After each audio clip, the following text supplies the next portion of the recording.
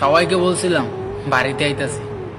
সবাই একটা কথা বলে, বাড়িতে এসে এখন কি করবি, কিন্তু তারা হয়তো জানে না তাদের এই কথাটা শুনে অনেক প্রবাসী স্টক করে।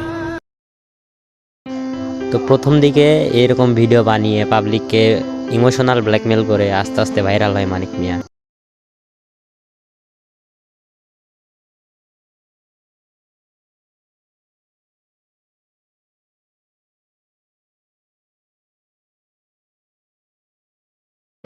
তো প্রথম দিকে এরকম ভিডিও দেখে আমিও আর ফ্যান ছিলাম, বাট ওই দেশে আইসা যা শুরু করছে।